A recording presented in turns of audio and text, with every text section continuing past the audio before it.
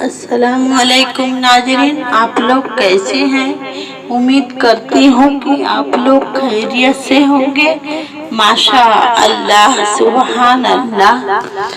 हज का महीना।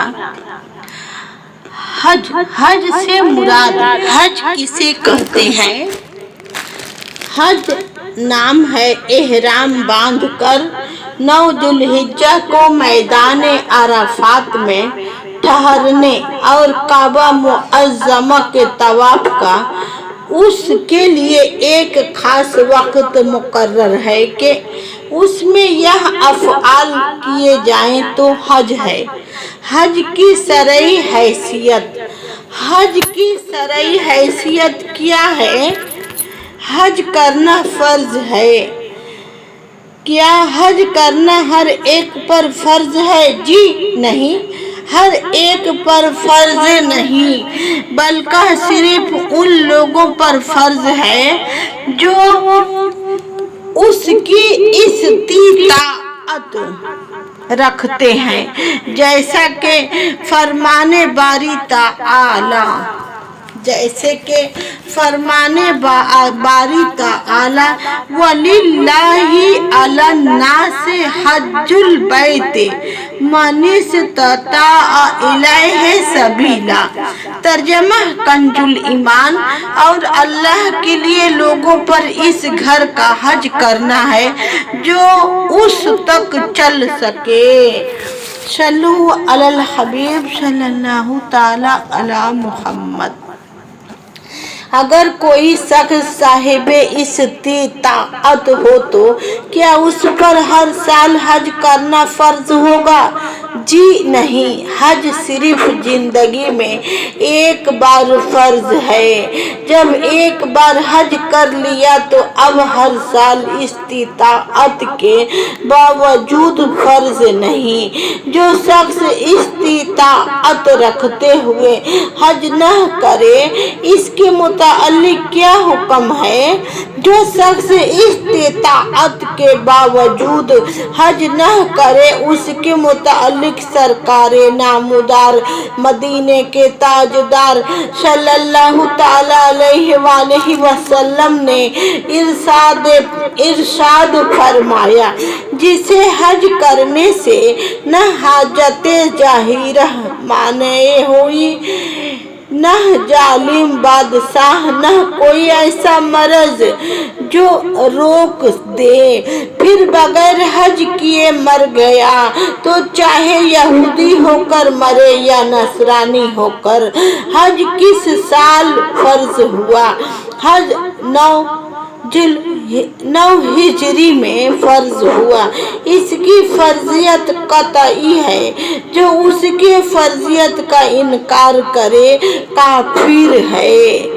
हज के फजाइल पर मबनी अहादीस मुबारका। हज कमजोरों के लिए जहाद है। हज उन गुनाहों को दूर कर देता है जो पेशतर हुए हैं। जिसने हज किया और फहश कलाम न किया और फिसिक न किया तो गुनाहों से पाक होकर ऐसा लौटा जैसे उस दिन के माँ के पेट से पैदा हुआ।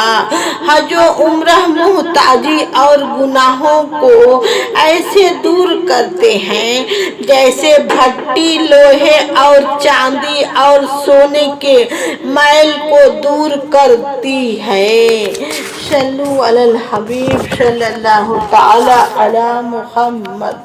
और हज मबरूर का सवाब जन्नत ही है। हज की अक़साम। हज की कितनी किस्में हैं। हज की 3 किस्में हैं। हज क़िरान, हज तमत्तु, हज इफ़राद। हज क़िरान से क्या मुराद है। हज क़िरान से यह मुराद है कि हाजी उम्रह और हज दोनों का इहराम एक साथ बांधे। حج تمتع سے کیا مراد ہے؟ حج تمتع سے مراد یہ ہے کہ حاجی حج کے مہینے میں عمرہ کرے، پھر اسی سال حج کا احرام باندھے یا پورا عمرہ نہ کیا، صرف 4 پھیرے کیے پھر حج کا احرام باندھا۔ حج افراد سے کیا مراد ہے؟ حج افراد سے کیا مراد ہے؟ حج افراد سے مراد یہ ہے کہ حاجی حج کے مہینے میں صرف حج کرے۔ سب سے افضل حج کون سا ہے؟ سب سے افضل قران ہے، پھر تمتع، پھر افراد۔ حج کے مہینے حج کے ایام کون سے ہیں؟ حج کا وقت شوال سے 10ویں ذوالحجۃ الحرام تک، یعنی 2 مہینے اور 10 دن ہے کہ اس سے پہلے حج کے افعال نہیں ہو سکتے۔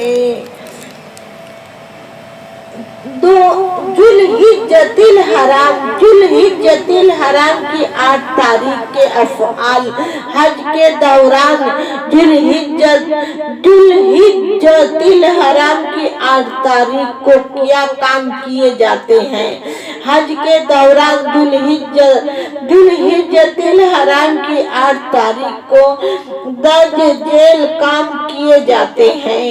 اگر احرام کی حالت میں نہ ہو تو سب سے پہلے حج کا احرام باندھا جاتا ہے، کیونکہ احرام کے بغیر حج نہیں ہوتا۔ پھر طلوع آفتاب کے بعد مینا کو روانگی ہوتی ہے۔ مینا میں نماز ظہر تک پہنچ کر اگلی صبح نماز فجر تک قیام کیا جاتا ہے۔ ذوالحجۃ الحرام کی 9 تاریخ کے افعال ذوالحجۃ الحرام کی 9 تاریخ کو کیا کام کیے جاتے ہیں؟ ذوالحجۃ الحرام کی 9 تاریخ کو درج ذیل کام کیے جاتے ہیں۔ نماز فجر مینا میں ادا کرنے کے بعد میدان عرفات کا رخ کیا جاتا ہے۔ جب نماز ظہر کا وقت ہو جائے تو میدان عرفات میں نماز ظہر اور عصر ملا کر پڑھی جاتی ہے، مگر اس کی بعض شرائط ہیں۔ میدان عرفات میں کم از کم 1 لمحہ ٹھہرنا حج کا پہلا رکن یعنی فرض ہے۔ لہذا 9 ذوالحجۃ الحرام دوپہر ڈھلنے سے لے کر 10 ذوالحجۃ الحرام صبح صادق کے درمیان جو کچھ احرام کے ساتھ 1 لمحہ کے لیے بھی میدان عرفات میں داخل ہو گیا وہ حاجی ہو گیا۔ پھر غروب آفتاب کے بعد میدان عرفات سے مزدلفہ کے لیے روانہ ہو جائیں۔ صلو علی الحبیب صلی اللہ تعالی علی محمد۔ ذوالحجۃ الحرام مزدلفہ شریف میں مغرب اور عشاء دونوں نمازیں ایک ساتھ ادا کریں۔ مزدلفہ شریف میں مغرب اور عشاء دونوں نمازیں ایک ساتھ کیسے پڑھی جاتی ہیں؟ مزدلفہ شریف ایک ہی اذان اور ایک ہی اقامت سے نماز مغرب و عشاء وقت عشاء میں ادا کی جاتی ہیں، لہذا اذان و اقامت کے بعد پہلے مغرب کے 3 فرض ادا کر لیجئے، سلام پھیرتے ہی فوراً عشاء کے فرض پڑھیے، پھر مغرب کی سنت نفل اوابین، اس کے بعد عشاء کی سنت نفل اور وتر دو نوافل ادا کیجئے۔ صلو علی الحبیب صلی اللہ تعالی علی محمد۔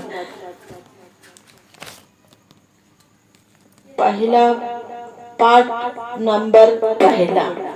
सल्लु अलल हबीब सल्लल्लाहु ताला अला मुहम्मद। जुल्हिज्जतिल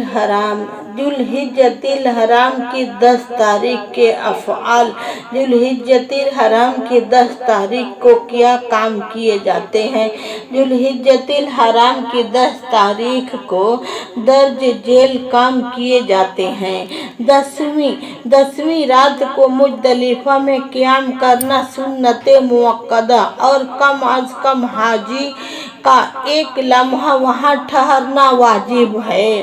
फिर नमाज फजर मुज़दलिफ़ा में अदा करने के बाद मीना को रवानगी होती है। मीना पहुंचकर जमरतुल अक़बा यानी बड़े शैतान को 7 कंकरियां मारी जाती हैं। कंकरियां मारने के बाद कुर्बानी की जाती है। कुर्बानी करने के बाद मर्द हलक या कसर करवाते हैं, जबकि औरतें सिर्फ कसर करवाती हैं। हलक करवाने के बाद एहराम की पाबंदियां खत्म हो जाएंगी।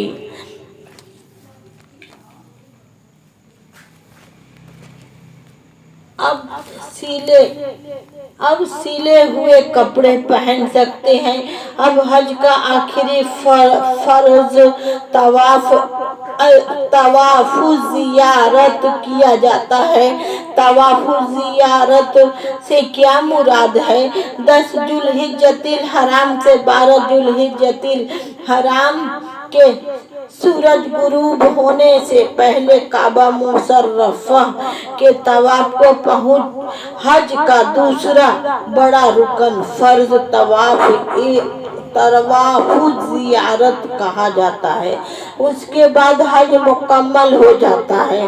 तवाफ़ुल ज़ियारत सिले हुए कपड़े पहन कर किया जाता है, क्योंकि कुर्बानी और हलक के बाद हाजी एहराम की पाबंदियों से आज़ाद हो जा चुका होता है। जुल्हिज्जतिल हराम की 11 और 12 तारीख के अफ़आल। जुल्हिज्जतिल हराम की 11 और 12 तारीख को क्या काम किए जाते हैं? जुल्हिज्जतिल हराम की 11 और 12 तारीख को दर्ज जेल काम किए जाते हैं। तवाफ़ुल ज़ियारत के बाद 11, 12 और 13 जुल्हिज्जतिल हराम की 3 रातें मीना शरीफ में गुजारना सुन्नत है। 11, 12 तारीख को तीनों शैतानों को कंकड़ियां मारी जाती हैं। तीनों शैतानों को कंकड़ियां मारने की तरतीब क्या है? 11 और 12 तारीख को जवाले आफ़ताब सूरज ढलने के बाद पहले छोटे शैतान को, फिर दरमियान वाले को और आखिर में बड़े शैतान को कंकरियां मारी जाती हैं। सल्लु अलल हबीब सल्लल्लाहु ताला अला मुहम्मद।